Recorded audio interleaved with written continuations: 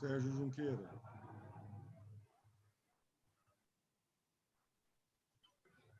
Boa noite. Boa noite, Shawna. É um prazer tê-la conosco. Boa noite a todos que estão conosco aqui na sala. Boa noite a todos que estão também nos assistindo através do Facebook, do YouTube e também do portal Eventos. Estou com a impressão que o som está com uma pequena ressonância, mas gostaria de apresentar a Shawna. Aqueles que acompanham o Fórum Eventos muito bem. Ela esteve conosco nas 4 primeiras edições e sempre foi a palestrante com a melhor qualificação, com a melhor nota de avaliação dentro do fórum. Sempre nota 10, Shawna. Ela é muito benquista, também gosta muito do Brasil. Nos Estados Unidos é considerada uma das maiores profissionais, melhores profissionais dos Estados Unidos, premiadíssima como palestrante. Tem um grupo que depois ela vai poder explicar melhor o que é o SPIN para vocês, mas é um grupo enorme de profissionais da área de eventos que ela leva junto com ela e que, por isso, ela é tão poderosa. Ela realmente é poderosa. E para estrear as nossas lives internacionais, tinha que ser a nossa querida Shawna, que vai estar conosco. Então, eu agradeço muito, mais uma vez, a presença da Shawna e já passo a palavra para ela imediatamente. Thank you, Sergio. Boa noite, everybody. It is so good to be back with you virtually, even though I cannot be with you in person. I'm so happy to be celebrating your National Events Day, and I hope to see you all in person when the world is safe again for us to be together. So, Sergio mentioned the group SPIN, which is the Senior Planners Industry Network. And that is a network of meeting and event planners from primarily North America. And there are over 2,000 of us, all with 10 years of experience or more. And I am the founder of that group. And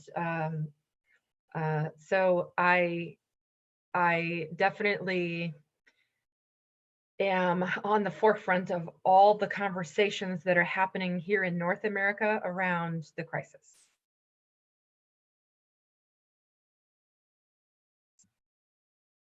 Shawna, please give me just 1 second. I need to give directions to people regarding the interpretation.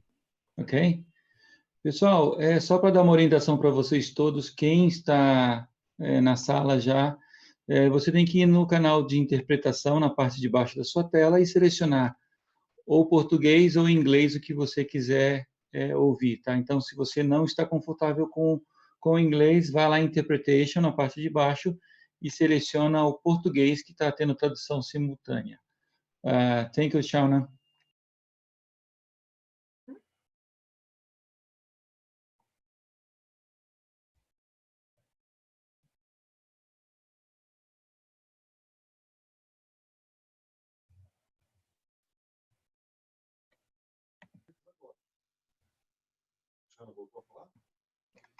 Shawna, please go ahead. Okay, Sergio, did you want to ask me any questions or do you just want me to begin? Eu gostaria que você começasse falando. Você está com 2 temas macros aí que eu acho que dá para você ter uns 25 minutos aí de fala. Eu sei que você vai brilhar nessa sua fala.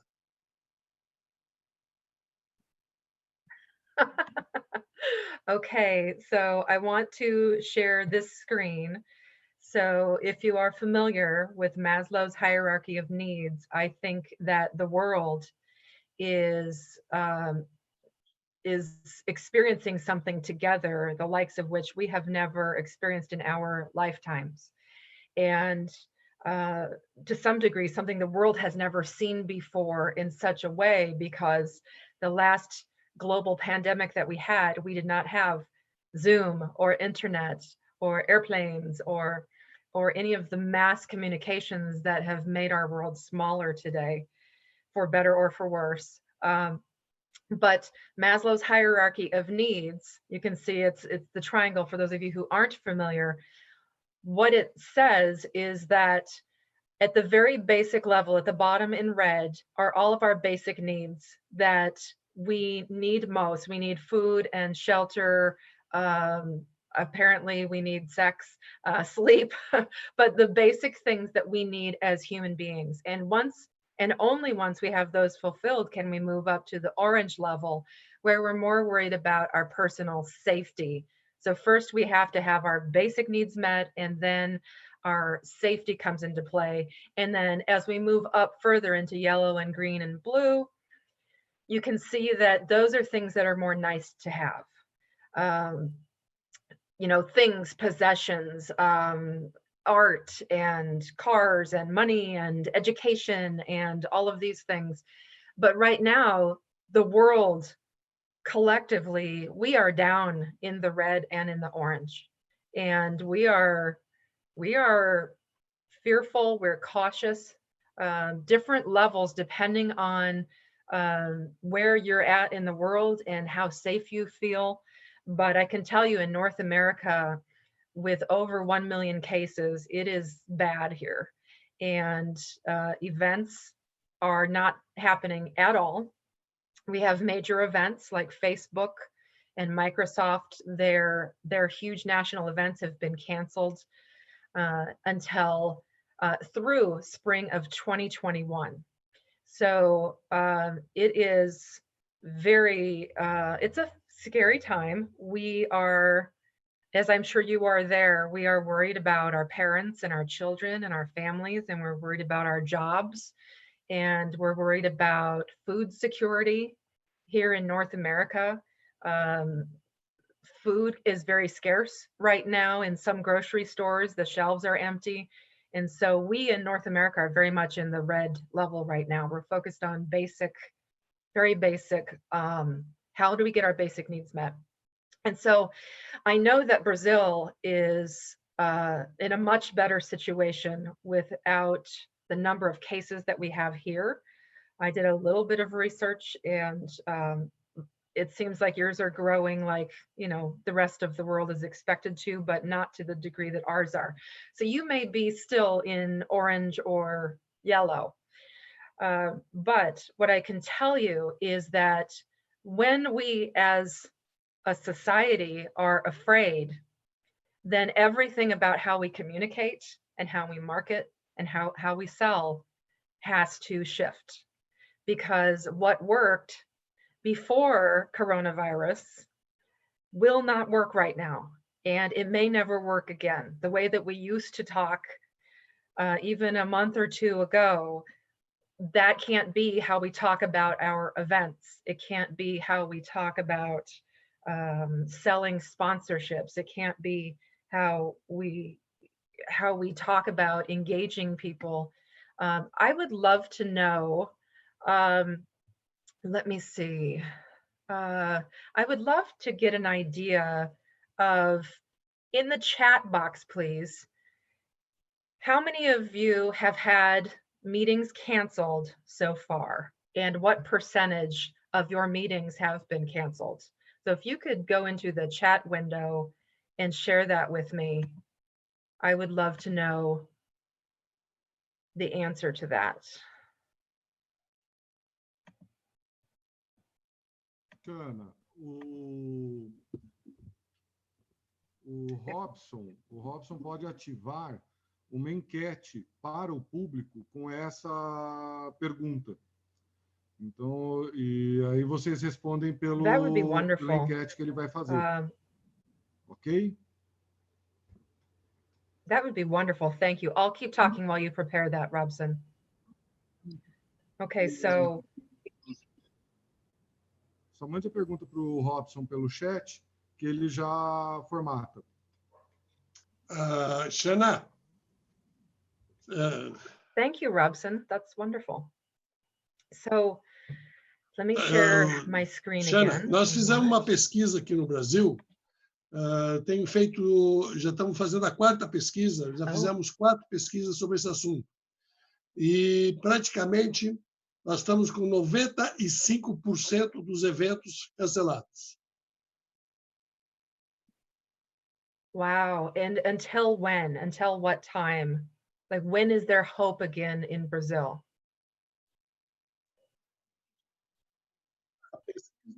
A mesma pesquisa, eu estou terminando ela amanhã. A pesquisa está finalizando amanhã.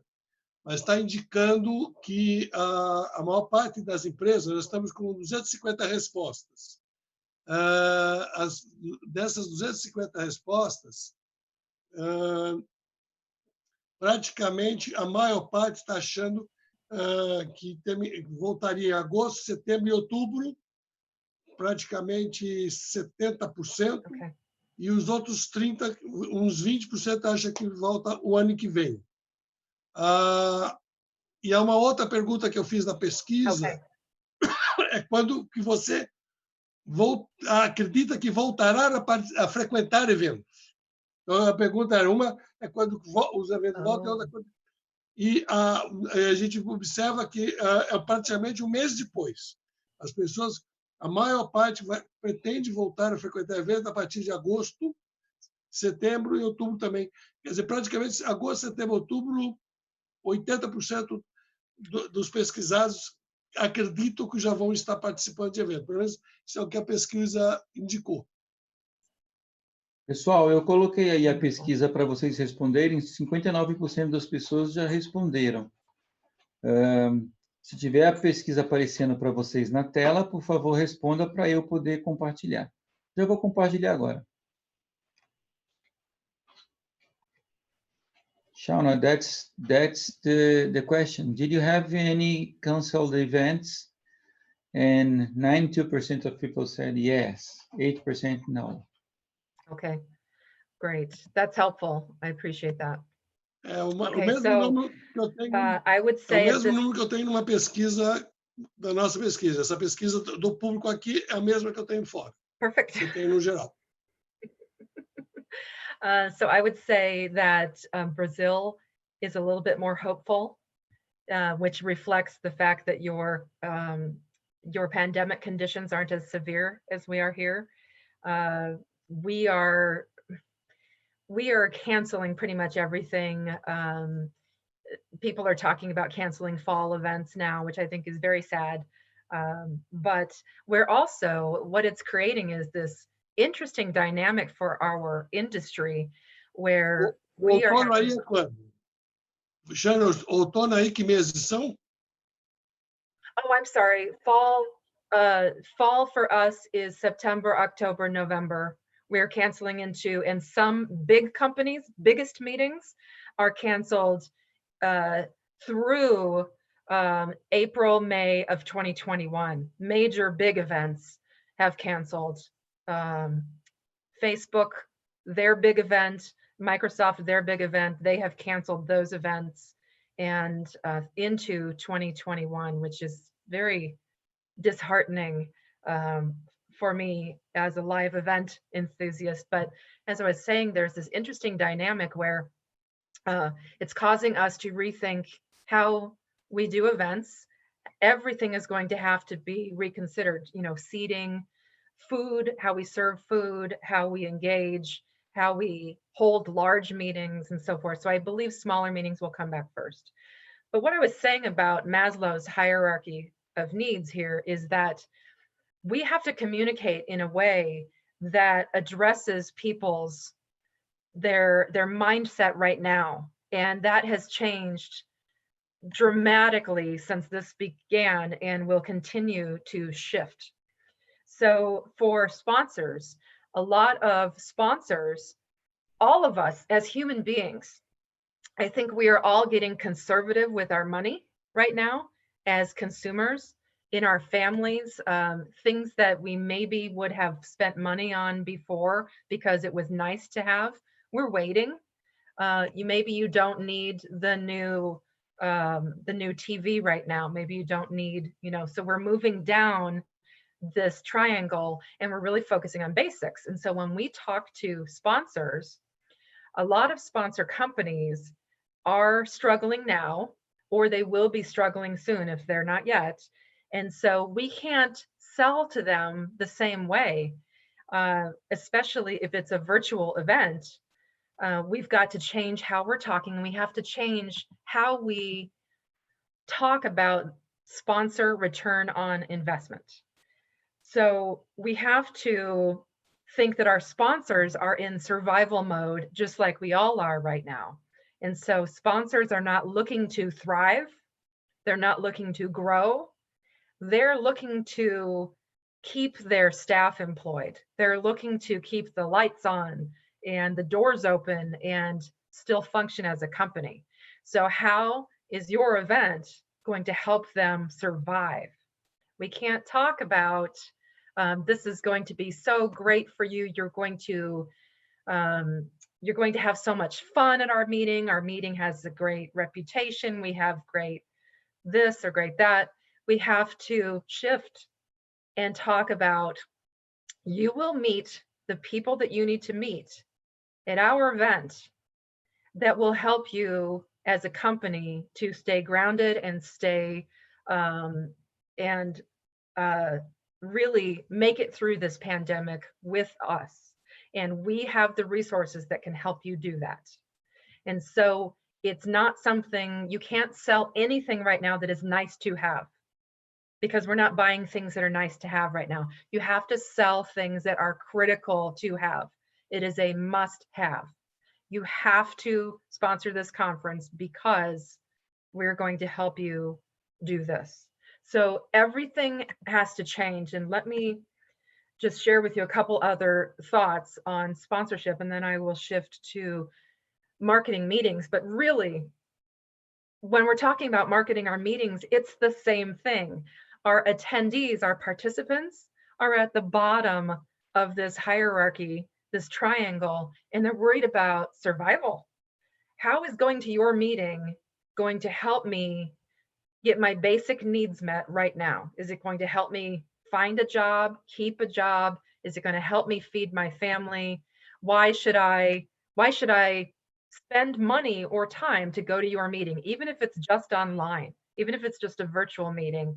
If it costs me anything, why should I spend that money now?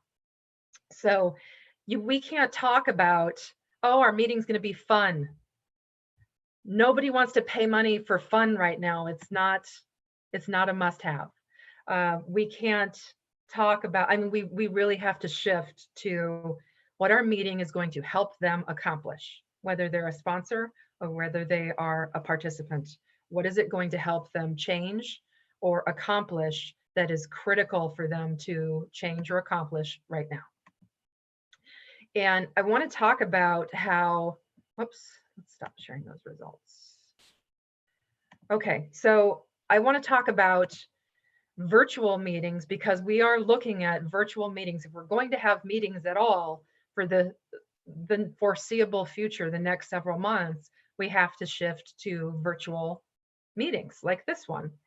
And a lot of meeting and event planners get nervous about this because it is so different. It's not the same as a live event. So how do we sell it to sponsors? How do we sell it to participants?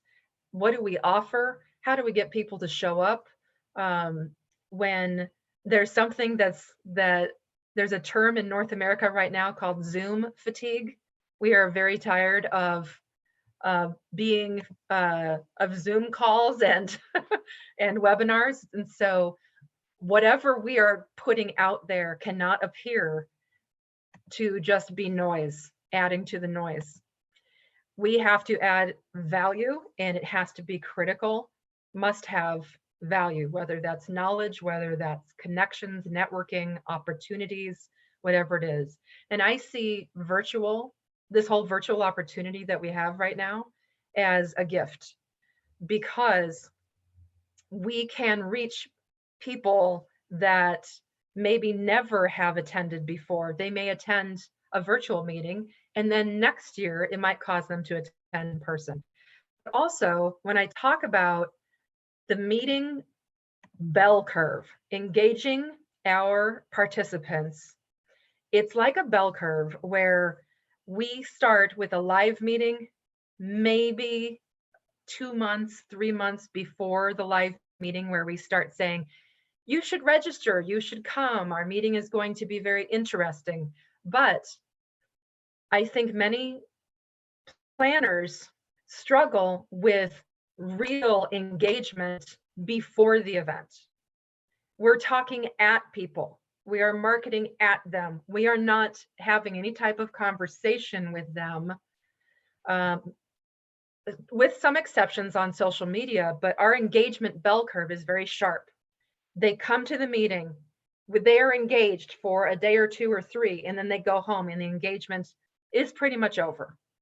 With a virtual meeting, we can stretch out this bell curve and lengthen this bell curve so we can start engaging with people much better and much earlier before this meeting.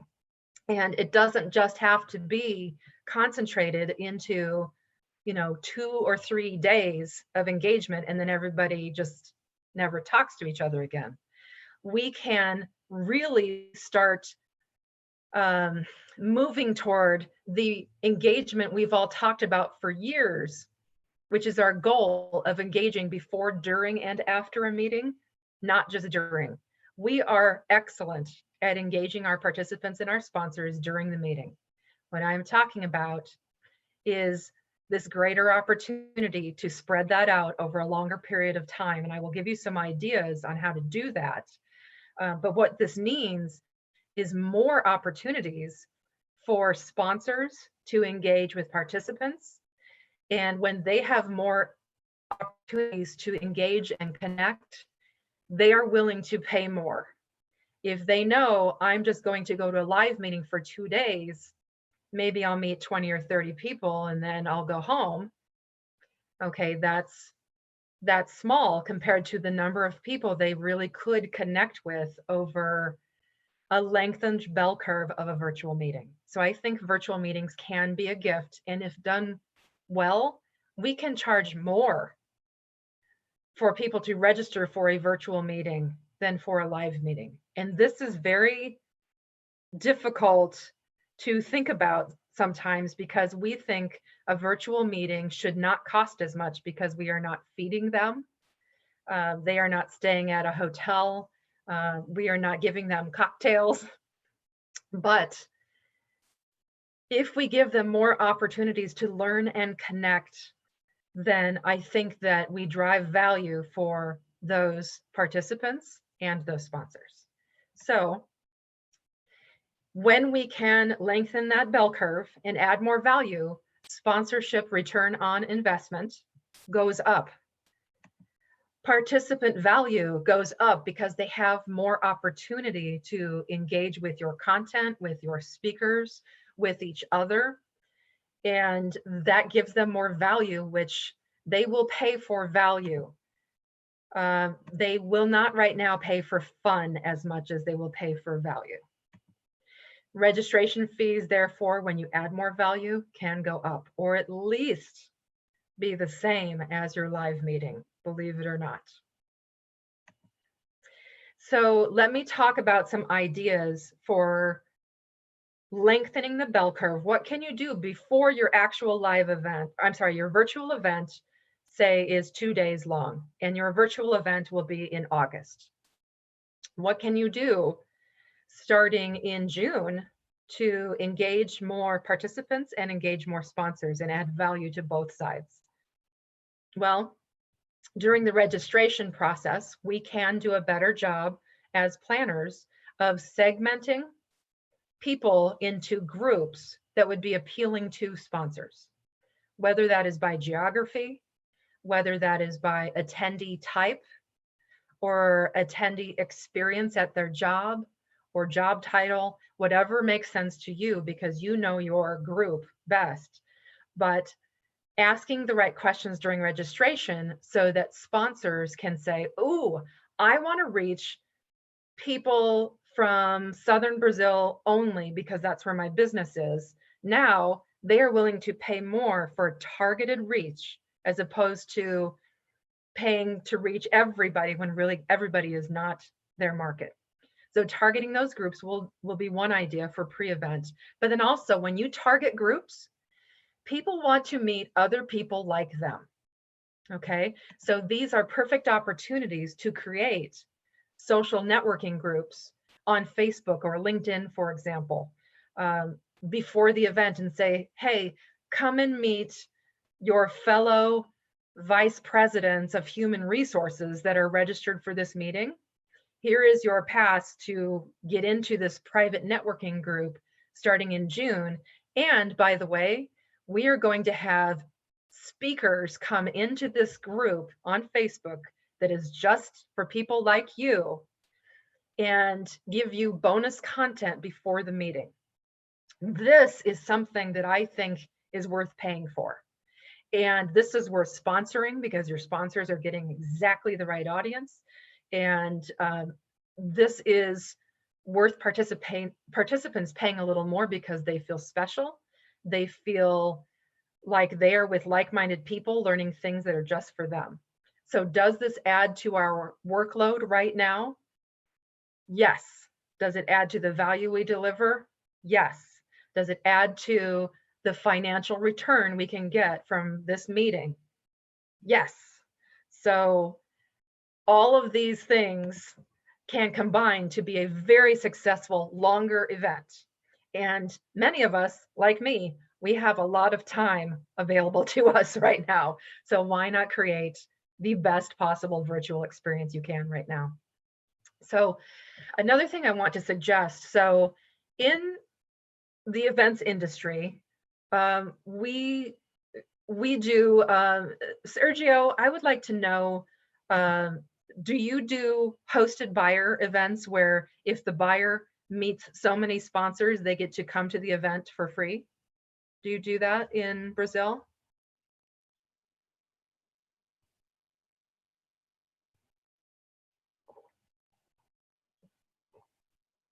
Sim, é o formato que a gente usa no Fórum Eventos.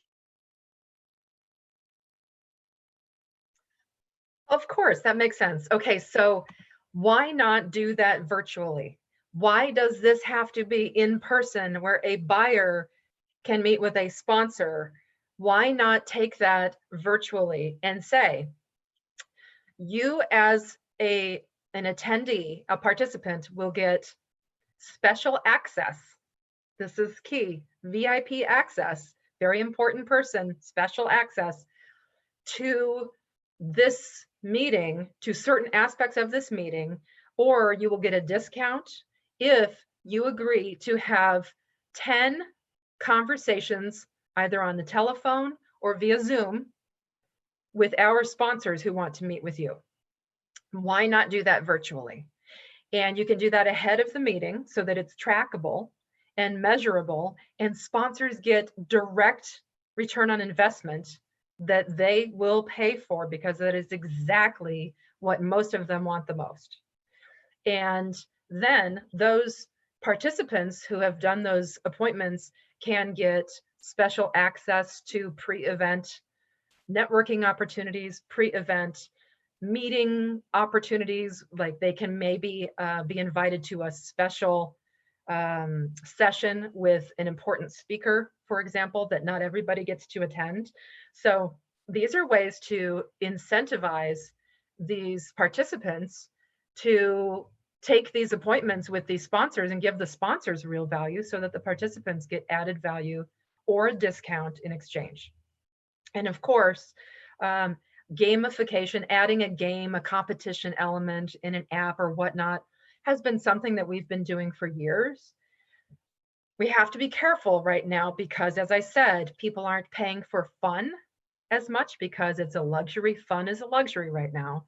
So having a game that's really fun may seem not appropriate right now, but you can add a competition element in the app to see who can meet with the most sponsors, or who can submit the best case study for a session on whatever the topic is. But so we can still use games and competitions, but we have to rethink and have it not just be about fun and a big prize at the end. It has to be more than that right now. Otherwise, it's a bit inappropriate. Okay, and okay, so a couple of ideas for you that when we are thinking about doing virtual events and we're talking about things we can market to attendees to get them to attend, and things we can market to our sponsors to get them to sponsor, we are not eating together on a virtual meeting at a virtual conference. Why not? Why not have a virtual dining hall where everybody can, if we're at home, I can go into my kitchen and I can bring my meal and we all still eat together, because it is still a very community-oriented thing for us to do, and it brings us closer. That is something that can be sponsored in a traditional way, as a sponsor would pay to sponsor a live luncheon. Why not? You could even have a guest chef who could come in on the screen and cook, you know, cook a sample meal, and the attendees in advance know what's going to be cooked, so they can acquire those ingredients and cook right along with the chef. There are things like a virtual treasure hunt, but again, hunting for treasure is fun. How about if we hunt for knowledge or something that is appropriate right now? Virtual reality tours or virtual tours of places. Like, we're event planners. There are many, many hotels, for example, just thinking of our audience, that would sponsor and for the opportunity to have 3 minutes where they can give a virtual tour live of them walking through their hotel and showing their new ballroom. And that's extremely valuable to a hotel to sponsor a group of event planners, just for an example. How-to classes like I spoke about with the chef, or if you're a group of theater lovers, then how to do theater makeup or anything like this that are really unique things that will attract participants, give them some knowledge they don't already have. And these are things that are going to also make your event stand out from all the other events that it competes with, because you're doing something a little bit different. Now, I put dance party on here because right now there are a lot of virtual dance parties happening in North America right now, because we are all locked in our homes and going a little crazy and we need movement. So I'm not suggesting that your event is too much fun, but we are talking in live meetings. Our focus has been on health and wellness for a few years now. So we still need that component in our virtual meetings. So for example, I could say, okay, I'm going to take a break, and for the next 5 minutes, I'm going to put on some music and we're all going to dance or stretch or move or stand and engage people a little bit differently. And that dance break could be sponsored. So just a couple of different ideas, things we can do virtually that aren't as easy to do with a live meeting. And here is that cooking demonstration that I mentioned. As part of this luncheon, why not have a guest speaker who's a chef, and we all can cook our own dinner and eat together at the end as something different. Because the other thing about a virtual meeting is we cannot sit for 8 or 10 hours a day and pay attention to a screen that is just one person after another talking. We have to do better with virtual meetings and break it up for the mind. And so things like this that give us a natural break in our day and a break from the monotony of sitting and staring and listening are things that we can incorporate. And these are great sponsor opportunities. During the event, you maybe have seen virtual trade show or exposition floor plans that people can walk around from their laptop and they can engage. There are new ways to do this. There are new tools that are popping up in North America. I'm sure the same is in Brazil, where these tools allow me to walk around a virtual meeting hall or expo hall. And if I see a booth or a stand that's interesting to me, I can click and have a live chat or a live virtual conversation right then with a human being, which is a new cool element to make your trade show more engaging. But interactivity during your event, during your expo, is the key to getting participants to feel like it's worth more money and sponsors to feel like it's worth more money. And then just a couple ideas for after the event. Those chat rooms, those Facebook groups, why not keep the conversation going by continuing to have guest speakers, by continuing to offer content, opportunities to connect, replaying recordings from the event so people can have a watch party. And why not reward your VIPs, your very important participants, by giving them recordings that not everybody else gets. Maybe you mail something to their house. You give them invitations to things that not everybody else gets. And these very important participants are worth an investment from those sponsors as well. And once life gets back to normal, I think that we will be craving ways to meet together. And so small meetups after your virtual event that are in person, to do like a fun 5K run or something like that, will also extend that bell curve. And Sergio, that is what I have. 38 minutes. Que bom. Parabéns. Acho que deu um overview muito preciso do que está acontecendo nos Estados Unidos e também do que nós podemos fazer para minorar esse momento difícil que a gente está atravessando. Eu acho que a tua tela ainda está aí, Shawna. Acho que se alguém tirar. Pronto. Muito bom. Shawna, eu queria que você falasse ainda um pouco. Eu sei que você já falou, mas falasse também um pouquinho mais.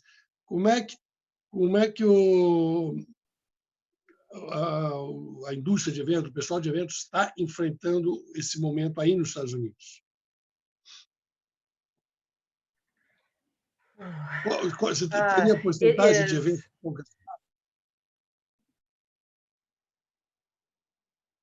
Everything is canceled. Everything is canceled. There are no live events being held right now. Most hotels are closed. Las Vegas, all of Las Vegas is closed. It is the craziest thing to see. But most conference hotels are closed. So it is very bad here right now, but it's also the safest thing to do right now, so that hopefully we contain this as much as possible until there's a vaccine, so that live events can return sooner. So I appreciate that everything is closed right now. I understand why, but and I hope and pray that Brazil comes through much better than the United States is right now, with over 1 million cases. It's very sad here. But we are all, especially in SPIN, the group I was telling you about of senior level planners, in our discussion boards, which, by the way, anybody in Brazil who is a planner with 10 years of experience or more, you can join on Facebook for no cost and be part of our conversations and see what's happening with us, because I think we are a little bit ahead in the pandemic, which is not a good thing. We're a little bit ahead of where you are right now, and I hope you don't head there. But if you do, by watching us, you will know better what to expect. But we are talking right now about how live meetings come back, how we cannot put 1,000 people in a convention center ballroom again, sitting arm to arm. We can't do that for a very long time. So what does seating look like? We cannot have a buffet meal where people serve themselves. That's not going to be the case for a very long time. Even pouring your own coffee at a coffee station is going to be something that's not going to happen here. Shared water pitchers at a table, not going to happen here. A lot of changes in how live events take place. And that's what we're discussing right now, which is why I say smaller meetings will be quicker to come back, because there's room for us to expand, hopefully, in the space. We can take 100 people and fill a space that's meant for 500 people. And hotels will have lots of available space because the country is afraid. So with 6 feet between, or 2 meters between each participant, the way they sit, the way they dine, it's going to look very different. But I also think that there will be this added virtual component that will be here for the next couple years, because people will be, the regular person is going to be very afraid to travel for a couple years. And we have to be willing to modify our meetings to meet them and meet their needs rather than the other way around.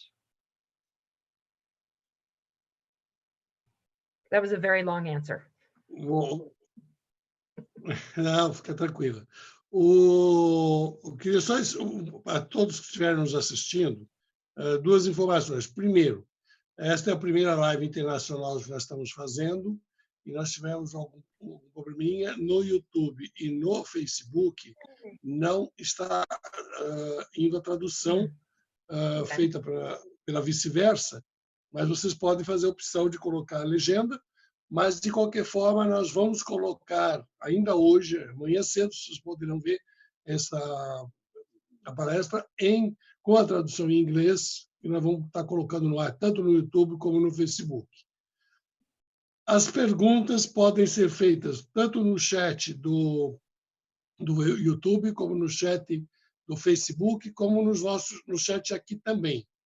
E que a gente vai passar as perguntas para a Shawna. Então, bastante desejoso de ouvir a pergunta de todos vocês. Então, façam perguntas, que a Shawna está aqui para poder responder. Enquanto não chegam perguntas, eu vou fazer eu queria ir um pouco mais profundo nessa questão do que está acontecendo aí. Porque nós, aqui no Brasil, nós temos você tem 2 níveis de problemas. Você tem as empresas que pararam de fazer seus eventos, você tem as organizadoras, a empresa organizadora de eventos que parou, você tem feiras que pararam, e aí você está trabalhando de empresas, algumas têm seguro, outras não têm seguro.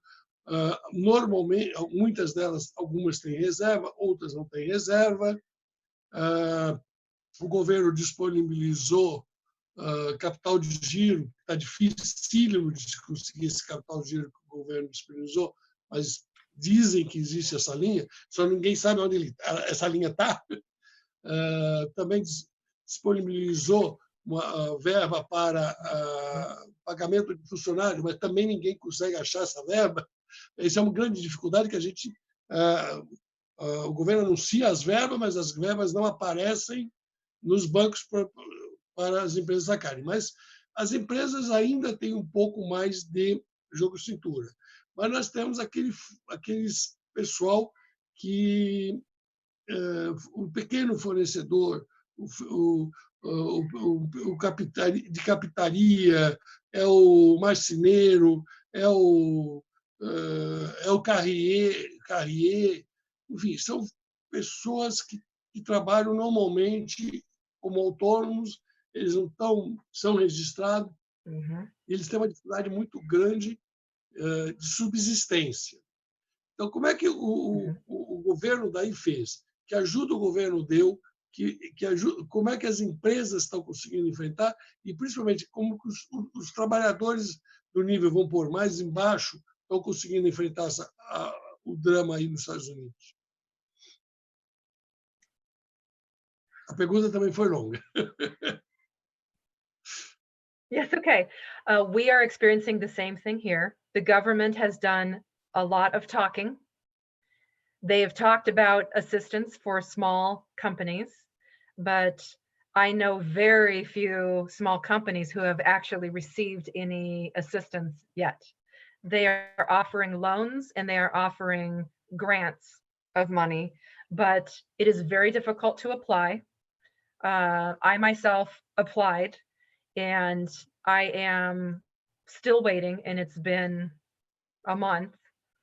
So they are offering something called the Payroll Protection Program, where they are giving small companies, if you take what you pay one employee in 1 month, they will give you 2.5 times that amount for every employee you have. So up to millions of dollars. And the challenge has been big companies have come in and been unethical and have taken all the money from the small companies.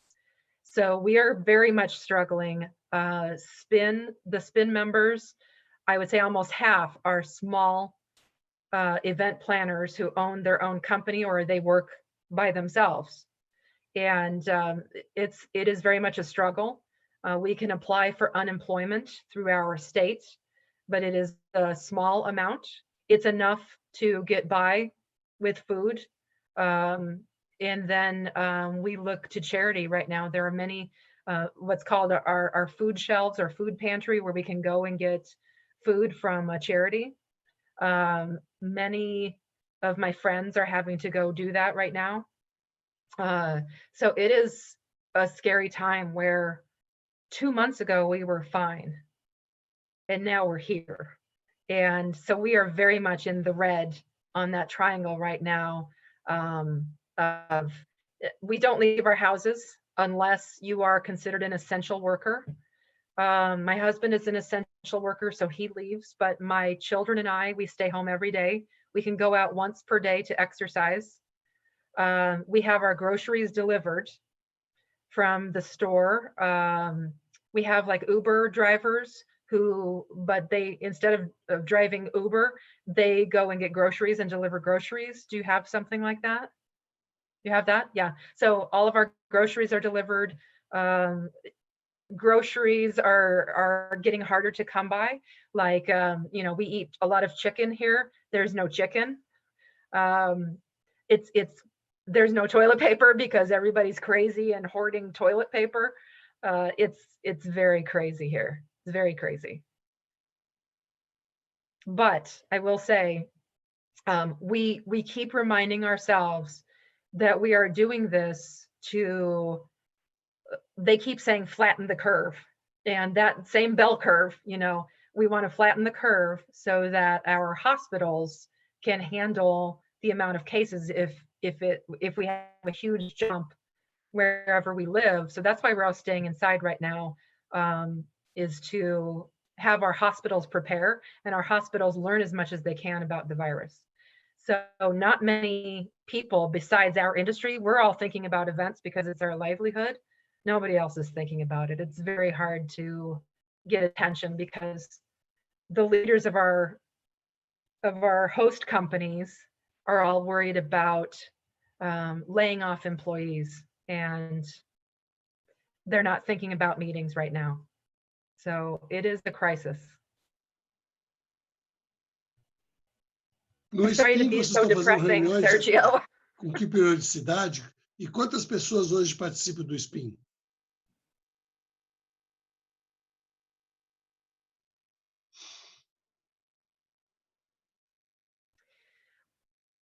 We have 2,500 members, and we usually get about 10% at our annual meeting.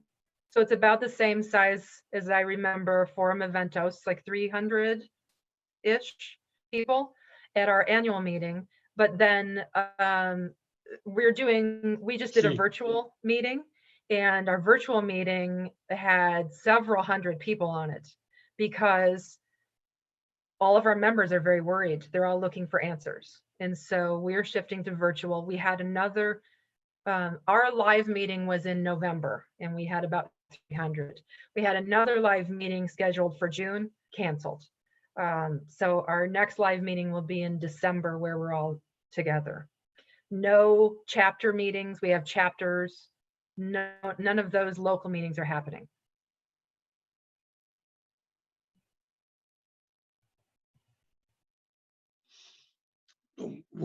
Vou começar a fazer perguntas agora. Primeiro, eu vou começar pela plateia, aqueles que estão aqui na sala conosco. A primeira pergunta é do Marcos Araújo. Ele pergunta: boa noite. O evento depende muito da malha aérea. Como você acha que será a retomada da malha aérea aí nos Estados Unidos?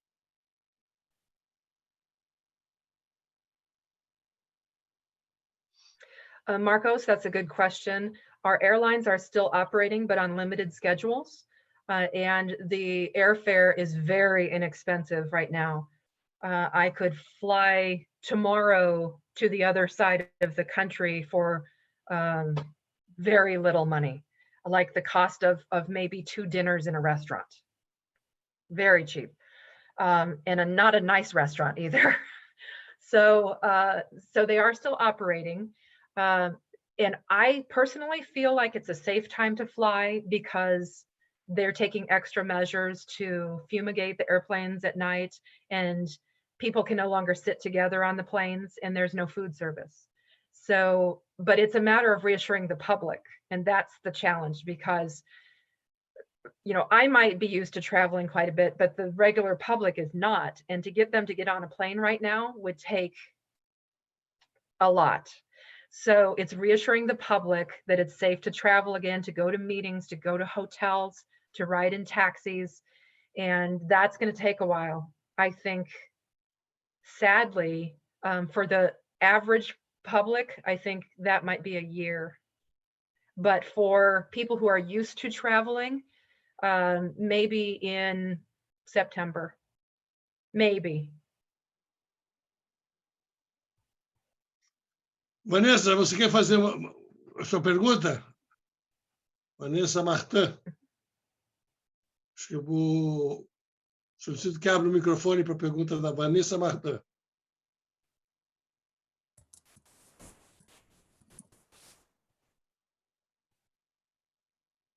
Vanessa, I think you might be muted.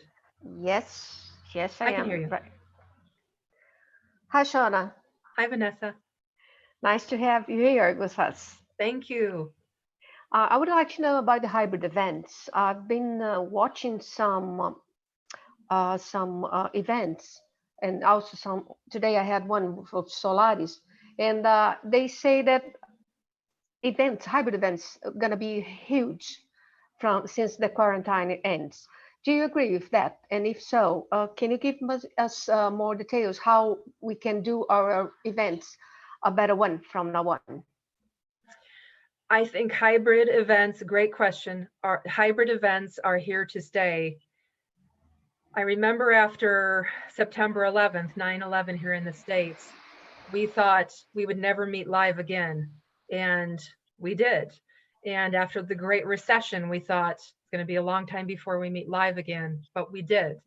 And so live meetings will come back, but I think for the general public who needs more reassurance before they are willing to travel again, some people may wait years before they're willing to travel again, especially if they're vulnerable with their health.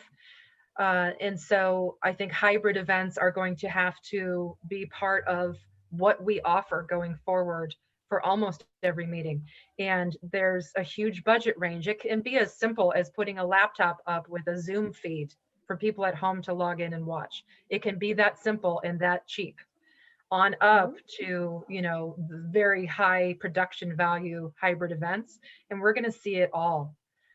Interestingly here, churches are all closed. They've been closed for months, and churches are doing services via Zoom. And I think hybrid services will come back with churches where Some people will venture into the churches in person, but many people will stay home. So church is a perfect example of a hybrid meeting. And we can all learn from that too, because we can't just say we're not going to offer a virtual component. You have to be here live. We will lose out. So we just have to adapt. Thank you. Good question. Thank you. Sérgio? Uma pergunta agora que veio do YouTube, da Elza Tsumori, presidente do Fórum Nacional das Entidades do Setor de Eventos. Tomamos conhecimento de movimentos como o Go Live Together. E no Brasil estamos criando o nosso, pela iniciativa de alguns profissionais, voluntariamente. Como está por aí esse movimento? Well, we had our national meetings industry day like you have today. Ours was April 14th, I believe. And we tried to set a world record for the most people in a virtual meeting. We didn't do that, but we had maybe 12 to 15,000 people on a virtual meeting. So that was really interesting, and it gave us all hope and energy. But our industry now it's kind of at a standstill. So MPI, Meeting Professionals International, is probably the most well-known outside of the US, and they were supposed to have their annual World Congress in June, and that is now postponed to November. And I think all of our national associations here are going to be doing the same. They're all postponing. The next big one is in August. I can't imagine they would meet in August with 3,000 people. And if they did, they would not get 3,000. They would maybe get 300. And so we're trying to adapt ourselves the way that we are telling others we need to adapt, but it is very difficult. And we all love live meetings, or we wouldn't be in the industry. So we're trying. And then I see another question from Flaviana. Hi, Flaviana, about regulation on in-person events. No, there are no regulations yet, but our event industry collective that we have here in the United States has created a task force where they're coming up with those recommendations. But there are no legal regulations yet.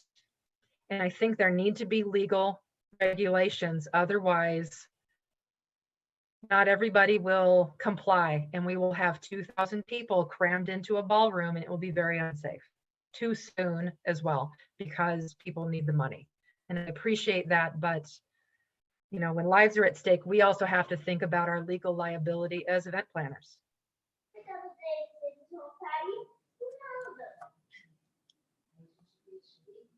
Thank you very much. Bom, agora o Daniel Baldassi, por favor, abra o microfone para ele fazer a pergunta.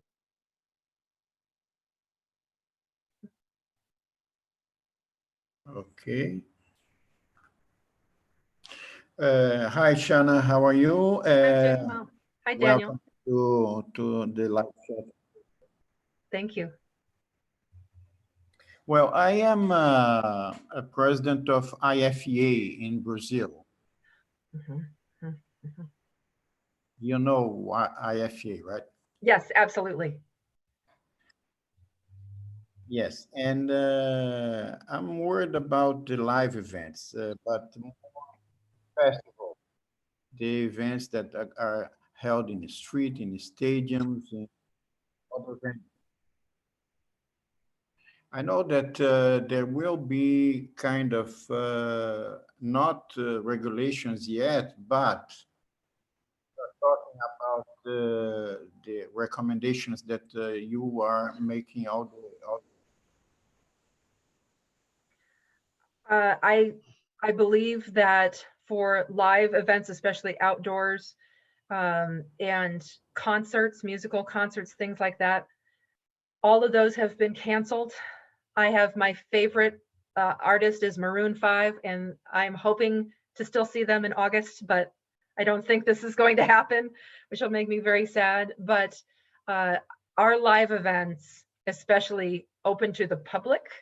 Festivals and such are not going to happen for quite some time, and that sadly is being left up to local municipalities to come up with their own rules. So there will not be a consensus, and I think that is a bad thing.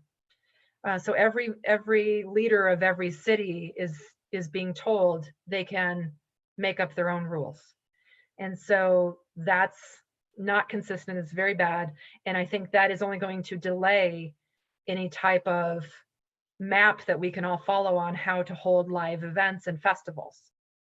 So sadly, I think those big live events are going to be the last thing to come back, because there's no consensus on how to move forward yet. Whereas meetings can be more structured and you can make sure people stay farther apart than at a festival or an outdoor event. It's just so much more complex. I'm sorry, that's probably not very helpful, but we're still in the early stages here of trying to figure all of that out.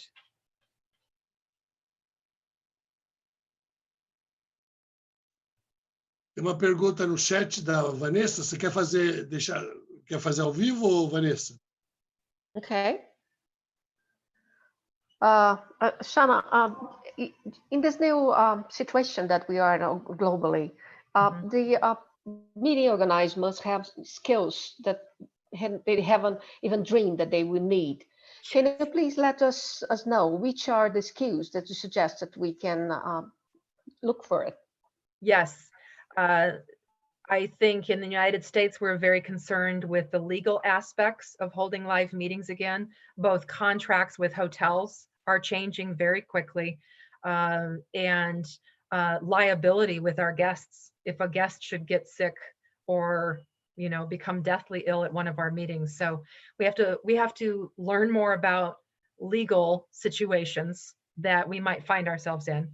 We of course need to know how to run a Zoom meeting, run a Zoom webinar. A Zoom meeting and a webinar are two very different things. And I think brushing up on those and learning those skills are critical right now. And taking this time to really educate ourselves on how we can best transfer live meeting skills to virtual meetings, because virtual meetings are going to be the only meetings happening for a while, and then those virtual meetings will shift to hybrid, and we still need to have those virtual skills. So keeping in mind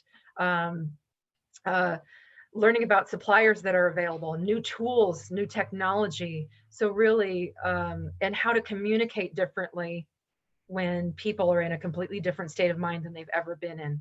So really, it's a little bit of everything, as it always has been. We need to know, we need to keep informed about legal, about regulations, about communication, technology, especially virtual right now, more than ever.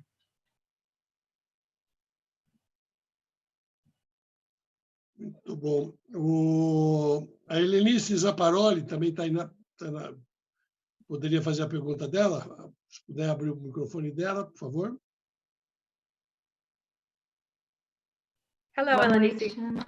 Obrigada por compartilhar seus conhecimentos muito valiosos para nós.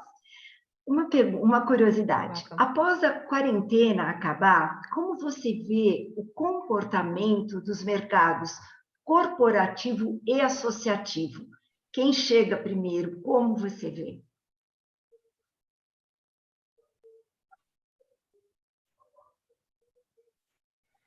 Oh, that's a very good question. Last week, I would have said corporate. This week, I might say association, and it may be different next week. Corporations, I just don't know that corporations will be paying association dues for their people to belong to associations for the near future because of budget cuts. And I think if association dues have to come out of our pockets as individuals, will we be paying those association dues right now when we don't have a job or when our work is cut way back? So, in that sense, I would say corporate would come back first. And also corporate, when they come out with new technologies, They need to have rollouts. They need to have client events. What those will look like, I think they're all going to be virtual for a while and then become hybrid and then become live. And I'm sorry I don't have a more clear-cut answer for you, Elenice, but I think right now it could be either one. Shawna, como é que você acompanha e tem conhecimento de como é que está o trabalho dos conventions bureau aí nos Estados Unidos nesse momento?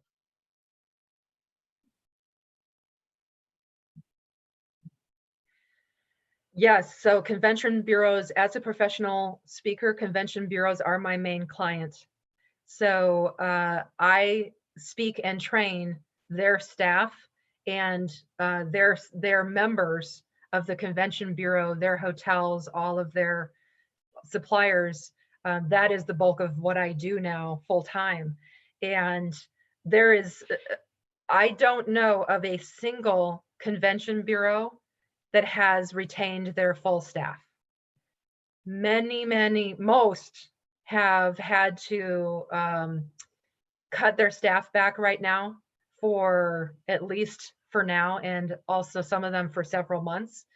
They haven't fired them. Right now, it's called furlough, where you aren't being paid, but you keep your health benefits. So many of their employees are on furlough, and nobody is operating at full staff right now. And very little marketing is happening from convention bureaus because it's not the right time to talk about travel or meetings. So they have cut way back on their marketing. But there are some convention bureaus who are doing a fantastic job of keeping in touch with their audiences, both their members and also with tourists or meeting planners. There are some that are doing a great job, but nobody's at full staff right now. Nobody.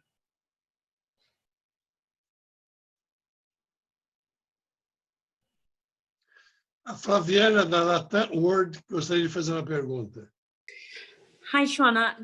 Circle back about Elenice's question.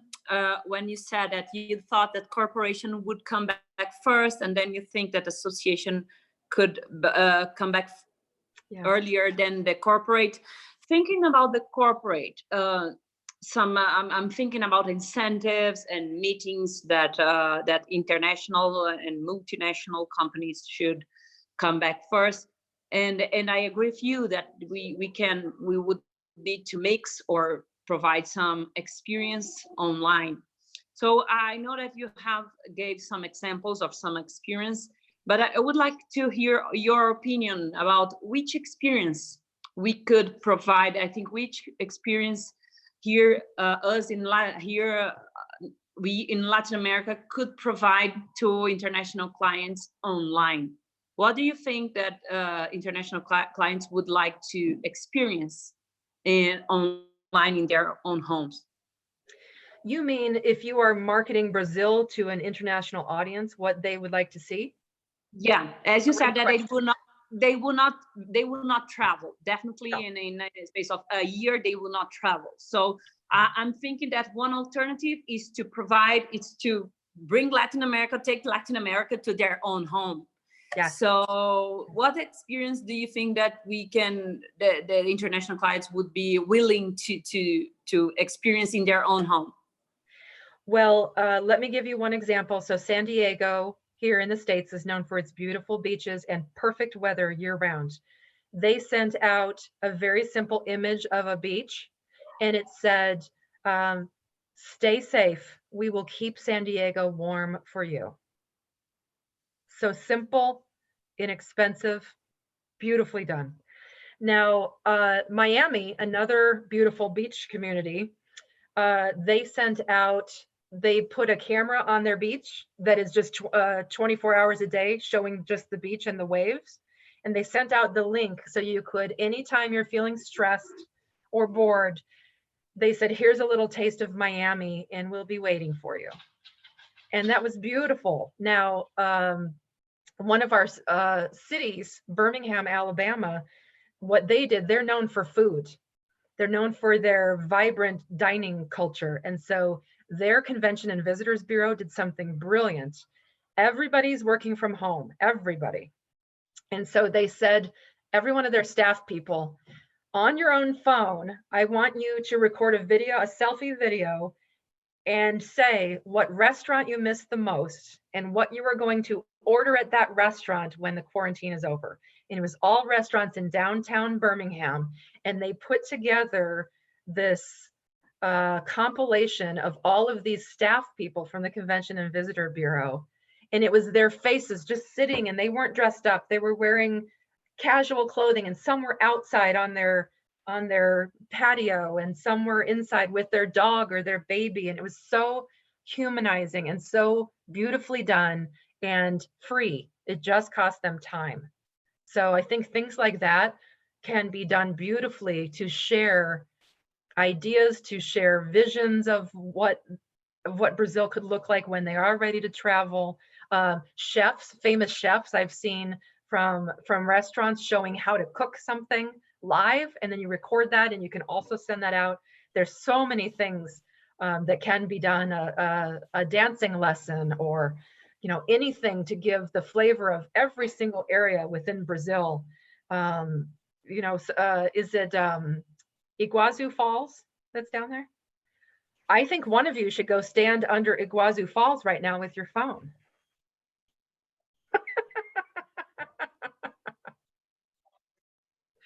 But so many things you could do right now. Thank you. Muito bom. O Ricardo Dias agora, por favor, se puder abrir o microfone para ele. Já está Ricardo aberto. Dias é presidente da Abra Festa, que aqui no Brasil congrega todas as empresas que fazem casamentos, eventos, mas ele vai poder, talvez até explicar melhor a formatação da Abra Festa. Ricardo, você está com a palavra. Ok, obrigado. Hi, Shawna. Uma observação, Like he said, I'm em português, a tradutora pode traduzir também. Então, não, às vezes pode alguém querer fazer em português, ficar mais à vontade. Mas o Ricardo pode fazer em inglês ou português como ele quiser. Hi, Shawna. I'm Ricardo Diaz from Abra Festa. It's an association for social events and corporates. Okay. And we're working right now in a protocol. How are we going to reopen the events in the future? So we were discussing today in lives with a lot of buffets and space place of parties and everything. And do you have any protocol for buffets, right? For how they're going to serve the food and how warm they're going to just serve the meals, or the bars and the dance floor. How are we going to react in the dance floor, and when, right? We started a protocol for day 1, day 2, and day 3. So how are we watching that? Do you have any documents about that? Something? We're just in the middle of discussions right now. There are no guidelines yet, but some of the things that I've heard are everything will be served by a waiter. They will have masks and gloves, and waiters will serve every individual meal. Every meal will be covered. Waiters will have to pour your water. There will be no water pitchers or coffee pitchers or anything on tables, no bread sitting on the table. They will have to serve you the bread. They will have to serve you the salad dressing on and pour it onto your salad. At a more elegant dinner, that's normal, but that's going to become normal at every dinner. I think you can still have a buffet, but people can no longer serve themselves. There will have to be servers who will give you the serving as if you're in a cafeteria, which I think is the only way that we can make that work. And they will have to be, yes, you'll hold up your plate and they will have to serve you, and then you can move down. But no sharing of serving utensils, no touching of coffee dispensers, nothing. Honey for your tea, no. nothing. Everything individual packets. Sadly, we may have to go back to bottled water rather than pitchers of water for a time being. Yes, it's going to be a little bit of a back step in sustainability in favor of safety for a little while. But as far as big events coming back, I think we have to start by showing how small events can happen and reassure the public and put them out on social media that here's how we did this, and here's a dance floor. And we put, if it's a lighted dance floor, maybe there are blocks of 2-meter squares, and couples have to stay in their lighted square, or we can get creative with lighting. Pick a light, and that's, you dance in that color light only. We have the power to get really creative about this, and I think that is a beautiful thing. We have no idea collectively as an industry what this could look like yet, but I know we have the most creative people in the world are in our industry, so it's going to be really interesting to see how it unfolds. But we have to reassure people that it's safe before anything else, and how we're doing that. And no more exchanging, like, here is your badge, everything's gonna have to be self-serve, or lots of hand sanitizer everywhere. Nothing is gonna be, and no more handshakes. We're talking in the United States about no more handshakes ever. Yeah, or tapping your foot together, or touching your heart as they do in some cultures, who knows, but it's going to be interesting for sure. Beijar nunca mais? For you, Sergio, I make an exception.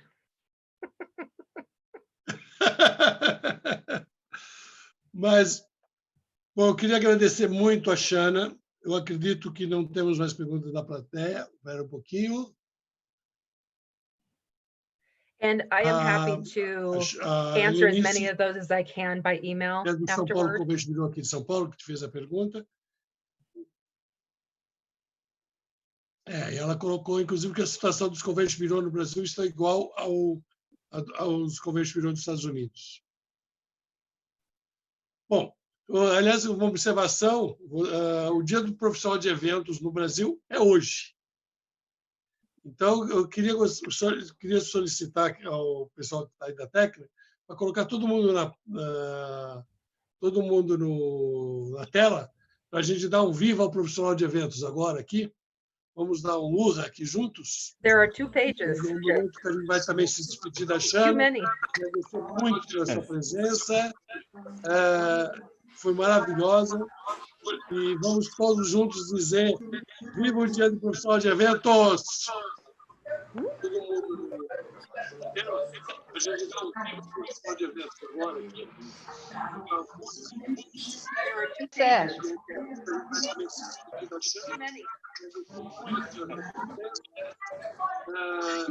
Foi maravilhosa. E vamos dizer: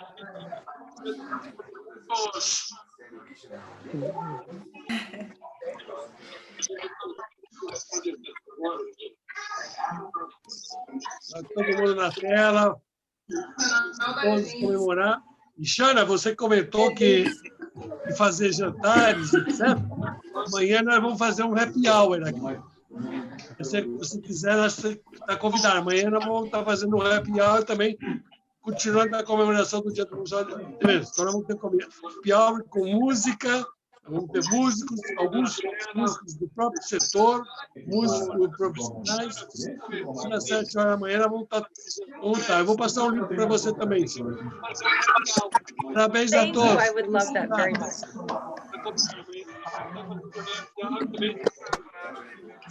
Thank you so much, Sergio. It's been my pleasure. And I love to see all of your faces. It makes me feel better.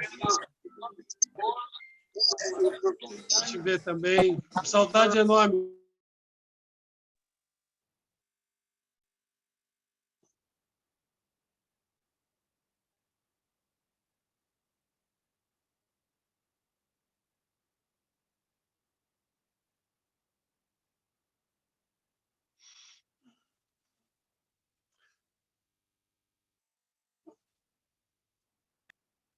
Eu Eu quero também agradecer muito a vice-versa, que nos ofereceu essa excelente tradução.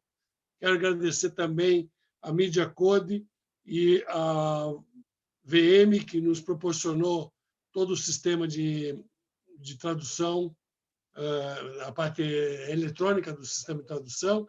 E eu também queria lembrar, semana que vem nós vamos ter, nesse mesmo dia e horário, a Linda Pereira, que é uma das maiores profissionais, que apesar do nome ela é inglesa, e é uma das maiores profissionais da Europa, e vai estar fazendo a nossa live da semana que vem. A Shawna conhece também a Linda, elas já compartilharam o palco aqui no Brasil juntas. Então, a próxima live da semana que vem, na quinta-feira, será com a Linda.